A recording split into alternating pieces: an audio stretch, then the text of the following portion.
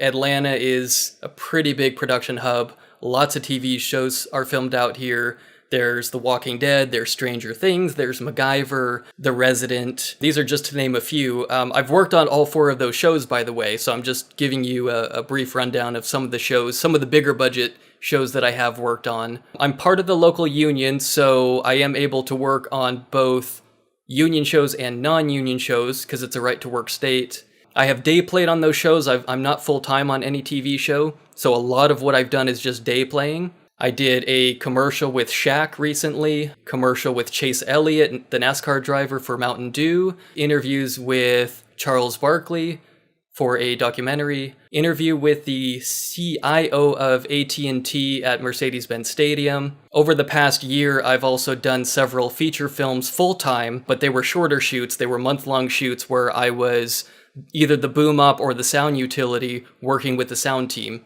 And I've done, I'm going to say 5 or 6 feature films in the last 2 years full-time. I was the boom op for a feature film called Collection. It was filmed in Birmingham, Alabama, and that was shot last November. I was paid to travel. I was paid to stay in a hotel for 1 full month and work on this feature in Alabama. That happens a lot actually in Atlanta, because Atlanta and Georgia specifically have a lot of production people, and then in Alabama there's a lot of projects shot, but they don't have as many crew members. So a lot of Atlanta locals are traveled to places in Alabama, whether it be Birmingham or Montgomery, and they're paid to travel, paid hotels and everything, and that's what happened to me. I got to travel for the job.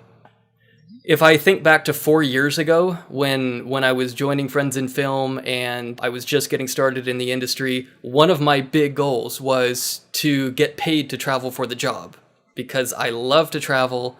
I've lived overseas before. I've traveled to a lot of places, but it's always been my dream to get paid travel for a job, and specifically for a job in film. So even though it's just one state over, it's still a paid traveling gig. For the feature film in Birmingham, Alabama, it was a low-budget shoot. It was non-union. I say low budget. It was a decent budget, but it was not a big-budget film.